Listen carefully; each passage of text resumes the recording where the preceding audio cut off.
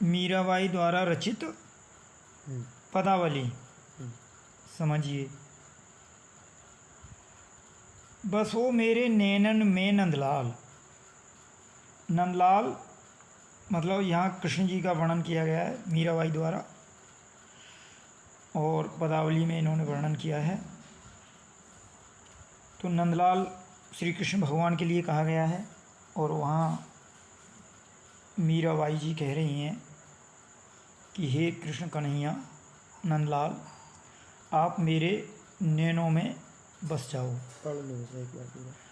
मोर मुकुट मकराकृत कुंडल, यानी मोर मुकुट मकराकृत कुंडल, यानी जिनके सर पर मोर के पंखों का मुकुट लगा हो, और मकराकृत कुंडल यानी जिनके कुंडल मकर आकृति के हों, यानी मछली जैसी आकृति के कुंडल हों। अरुण तिलक दिए भाल, अरुण कहते हैं लाल, जिनके माथे पर, भाल मानी माथे, मस्तक, जिनके मस्तक पर लाल रंग का तिलक लगा हो, वो कृष्ण मेरे आँखों में बसे हैं। अगली लाइन पंक्ति में है, मोहनी मूरत सामरी सूरत, मोहनी मूरत सामरी सूरत, नैना बने विशाल, बसो मेरे नैनन में नंदलाल।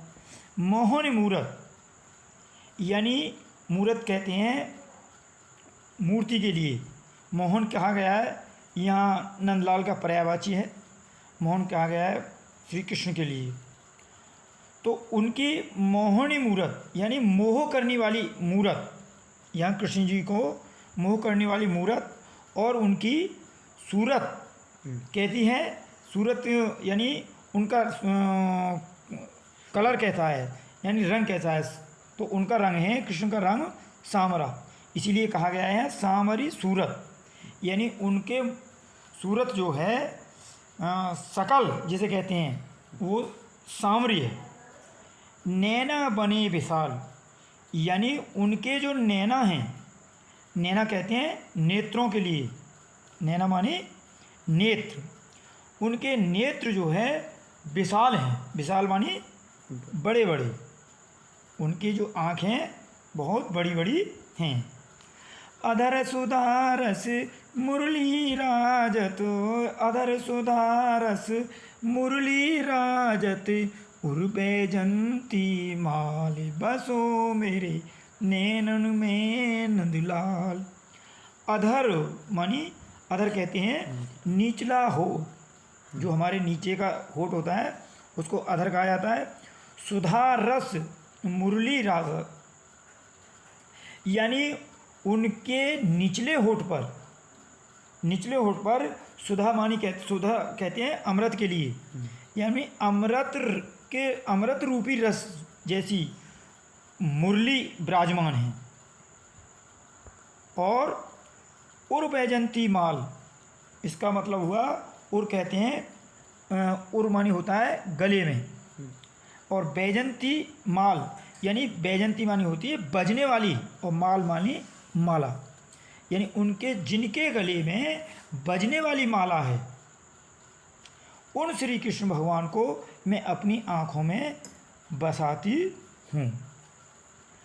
क्षुद्र घंटिका कटितट शोभित, क्षुद्र घंटिका कटितट शोभित, नूपर शबद रसाल, बसो मेरे नैनन में नंदलाल।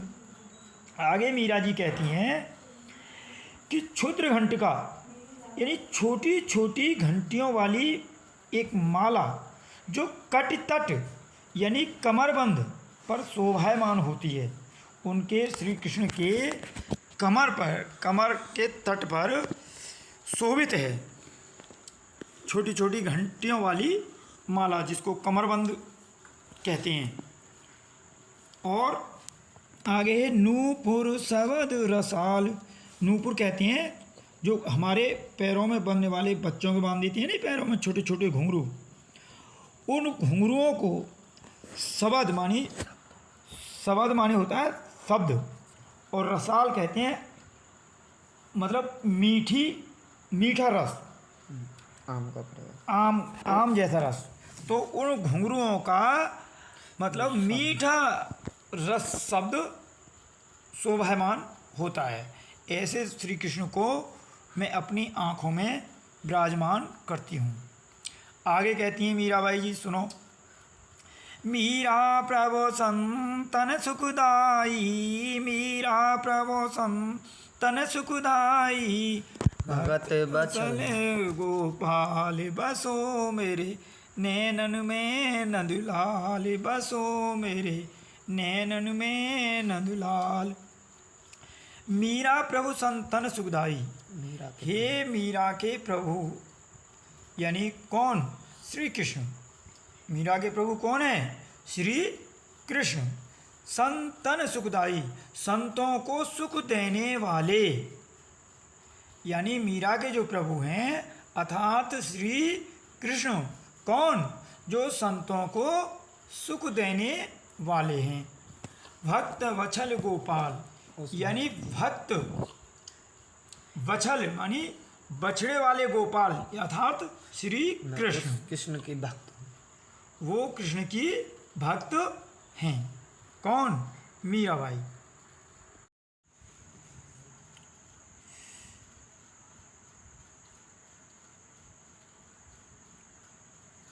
आज की वीडियो में आपको हम मीराबाई के पदावली के पद संख्या 2 का अर्थ सीखेंगे। चलिए।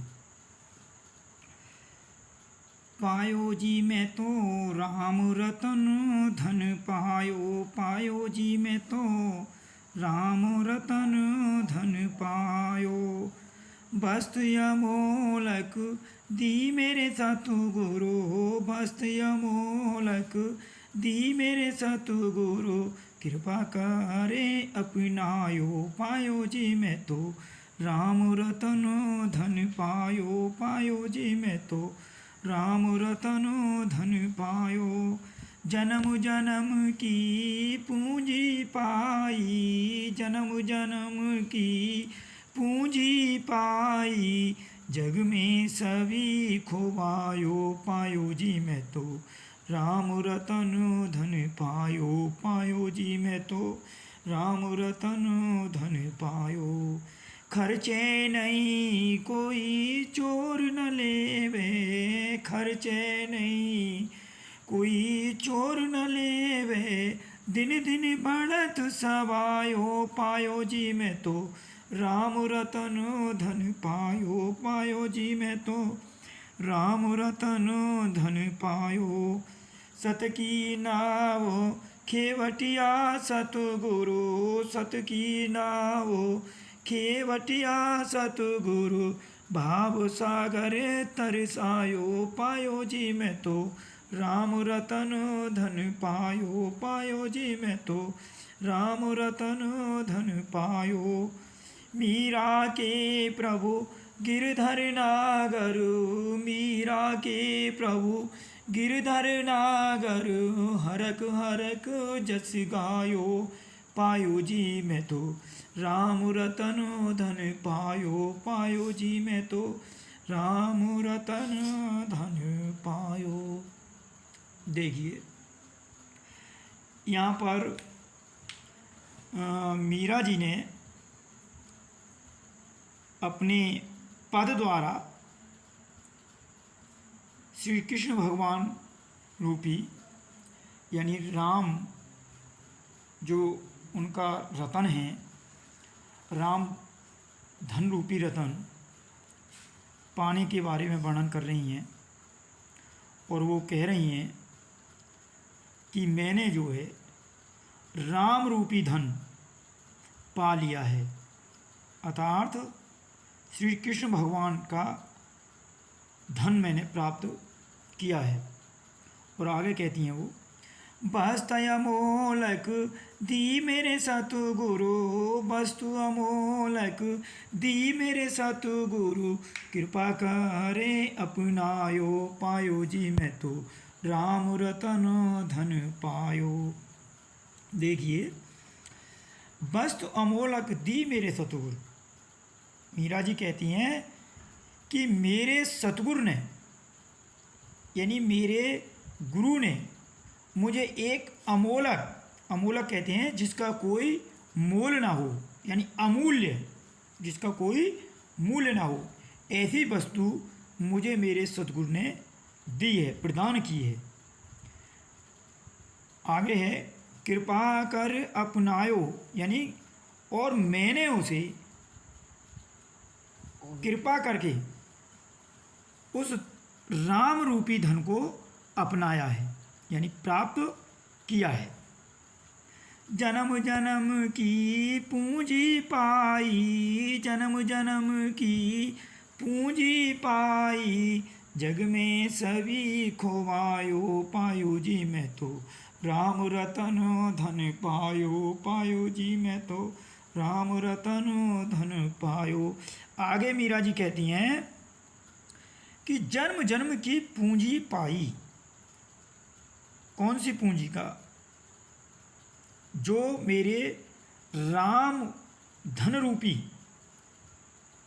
जो पूंजी है, जो जन्म जन्म से मुझे मिली है, वो मैंने पाई है।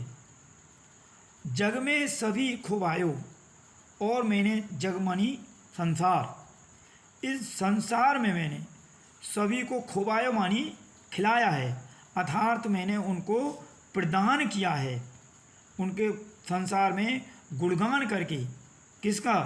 राम रूपी धन का गुणगान करके मैंने पूरे संसार को मतलब चेताया है, खिलाया है।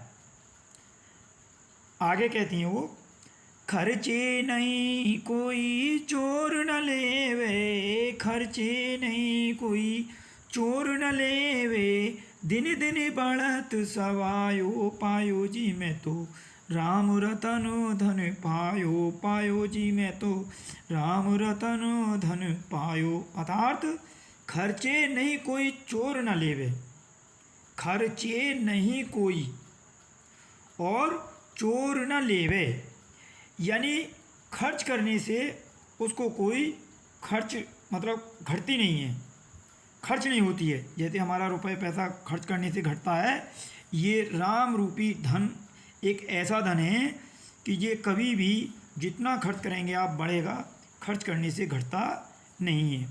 और एक विशेषता और है कि चोर न लेवे, और आपके इस राम रूपी धन को कोई भी चुरा नहीं सकता, यानी चोर नहीं ले जा सकता।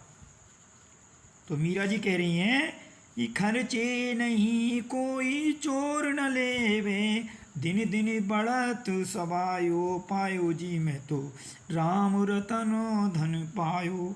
यानी खर्चा करने से खर्च नहीं होता, और जिसको चोर चुरा नहीं सकता। और क्या होता है? दिन दिन बढ़त सवायो, यानी दिन दिन आप जितना राम धन का प्रयोग करेंगे, खर्च करेंगे, गुणगान करेंगे, वो दिन दिन मतलब सवाया बढ़ता रहेगा, दिन पे दिन बढ़ता ही जाएगा। आगे कहती हैं, सत की नाव खेवटिया सतगुरु, सत की नाव खेवटिया सतगुरु, भवसागर तर आयो, पायो जी मैं तो राम रतन धन पायो, पायो जी मैं तो राम रतन धन पायो। सत की नाव खेवटिया सतगुरु, यानी सत्य की नाव चलाने वाला कौन? खेवटिया, अर्थात खेने वाला। कौन? नाविक, नाव को चलाने वाला, यानी नाविक अर्थात मल्लाह। तो जो हमारे सत की नाव चलाने वाले सतगुरु नाविक हैं, उन्होंने मुझे सत की नाव खेई है। और भव सागर तरे आयो पायो जी मैं तो राम रतन धन पायो, यानी भव सागर से, भव सागर और संसार रूपी सागर, संसार रूपी सागर से मुझे तार दिया है, यानी पार कर दिया है। और उन्होंने मुझे इस संसार रूपी सागर से पार कर दिया है।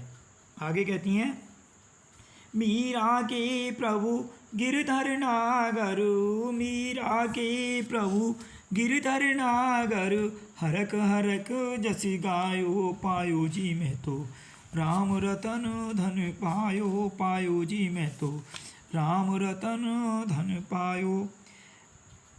मीरा जी कहती हैं, मीरा के प्रभु गिरधर नागर, जो गिरधर नागर हैं अर्थात श्री कृष्ण भगवान, मीरा जी के जो गिरधर नागर हैं अर्थात श्री कृष्ण भगवान। और मीरा जी कहती हैं, हरक हरक जस गायो, यानी हर्षोल्लास से, हंसी खुशी से, हरक हरक मतलब हर्षोल्लास से, खुशी खुशी से उनका गुणगान किया है, उनके यश का गुणगान किया है। पायो जी मैं तो राम रतन धन पायो, अर्थात जो राम रूपी धन है उसका मीरा जी ने हरक यानी हर्षोल्लास से उनके यश का गुणगान किया है।